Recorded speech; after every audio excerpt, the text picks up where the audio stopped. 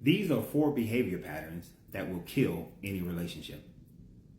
So this is for people who are already in a relationship and like normal, you meet someone and everything is blissful and everything is great and you think this is my person, that this is a wonderful thing. And for the first parts of the relationship, everything seems great.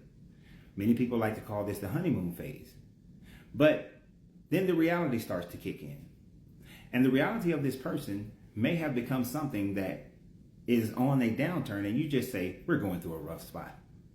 And if you're going through a rough spot, that's fine. There are ways to work through it if you are communicating with one another. But there are 4 behaviors that if they are consistent, they will become the downfall of your relationship.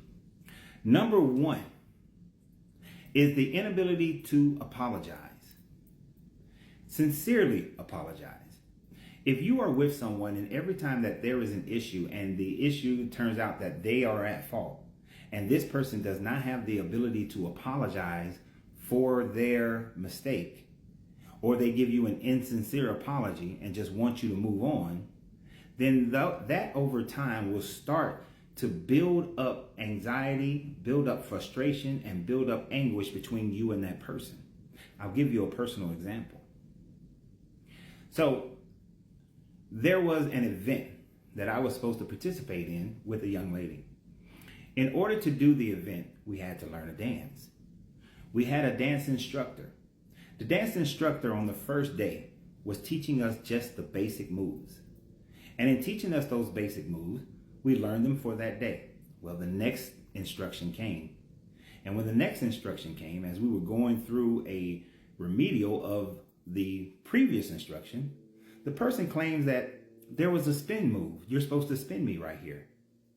I said, no, I'm not supposed to spin you right here. That hasn't been part of the dance. We haven't learned it. A simple correction that should not turn into an argument. But it did. The person became vehement and became angry at the fact that they know that we were at practice a spin. Now, myself and the instructor were saying, no, there is no spin at this point, and that we had not practiced this spin. Well, the person became so frustrated that they didn't want to do the dance anymore. And when the conversation was being had later on, the person said, well, in my head, we were going to spin right here. My response was, how am I to know what is in your head? And why are you arguing about something that's in your head and you're angry about it? Well, I'm right because in my head there was a spin. But it wasn't taught. We didn't go over that. And a few days later, the person then said, well, I'm sorry, I started the argument, but that spin was in my head, and so I was right. So that is a person who cannot apologize, even when they know that they are wrong. And if you're dealing with someone who is unapologetic, that's a behavior flaw that you need to leave. Number 2 would be codependency. This is where 2 people are dependent upon each other for, one, their happiness, but also are dependent upon each other for many other reasons that are unhealthy. I worked with a couple once before where one person was depressed and they were attracted to another person who was going through depression, and they became codependent within their depression. And because of that, they then began to have a relationship. That relationship continued and continued, and they always found themselves to be sad. They always found their relationship to be a struggle. And the reason why is because they had a codependency of depression is what attracted them to one another. So when you have a codependency on another person for your emotional health, then you are setting yourself up for a failed relationship, because you have to be able to make yourself happy, and that person has to be able to make themselves happy so that you can come together and be happy. And if you're codependent on something that is very negative, like depression, like alcoholism or drug addictions, then you will continue to perpetuate some of the most negative portions of your life. And that person will do nothing more but to fuel that, just as you are fueling it for them. The third behavior is unclear communication. As I said before in the description, in the story with the dance story, When a person cannot express themselves clearly so that there is understanding, then you will always have arguments and you will always have frustration because you would have expressed yourself in one way, but the person didn't receive it that way. Oftentimes, the reason why is because you did not express it clearly. You see, it is not the responsibility of the hearer to understand you. It is the responsibility of the person delivering the communication to ensure that the said party understands what you are saying. When I teach leadership training, especially when I was in the Marine Corps, but when I teach leadership training, one of the things that I instruct leaders to understand is that it is their responsibility to make sure that their people understands the task to which they are being given and understand clearly what the results that are expected.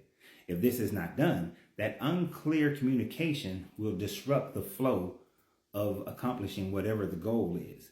And when that happens in a relationship and there is unclear communication, then it starts to create drama within the relationship.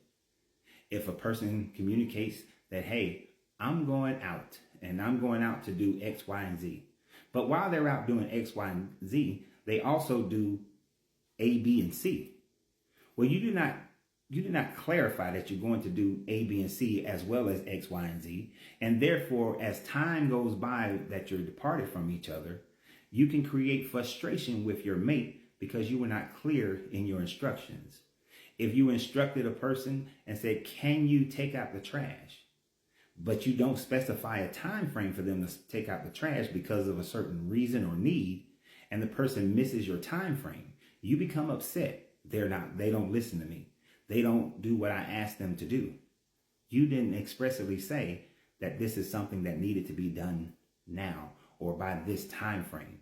Because if it's not done by this time frame, then the results are X, Y, and Z. Other things fall apart because you didn't do it by that time frame. Is it the person who was given the instructions, or is it the person who is delivering these instructions? And when you're talking about your emotions, you definitely have to have clear instructions, clear communication as to how you feel. How did these actions affect you? What did they make you think about? What emotions were brought up because of X, Y, and Z? And where those emotions actually derive from. You have to be clear in your communications. Crystal clear. And the last one is micromanaging. Oftentimes you get into a relationship, especially when you're living apart from each other. A person may live a certain way. You never knew it because initially you just came to visit. But now you're staying over and now you're living together. Well, you didn't know that when they take off their clothes in the bathroom, they leave their clothes there until the morning and then put them away in the hamper or the laundry room. That's something that bothers you. You didn't understand that. So now every time they go in the bathroom, they take off their clothes, you put your clothes in a laundry basket, put your clothes in a laundry basket. Because you didn't understand how that person lived and you're not giving them any leeway, you try to micromanage how they now are to live. And oftentimes it becomes statements of, well, this is my house. And in my house, I do X. I leave my clothes in the bathroom. Well, in my house, you're in my house now. And those clothes cannot be left in the bathroom. You cannot just put dishes in the dishwasher. I need them to be washed before I go to sleep or turned on. I cannot leave dishes sitting out overnight, even if they're in the dishwasher.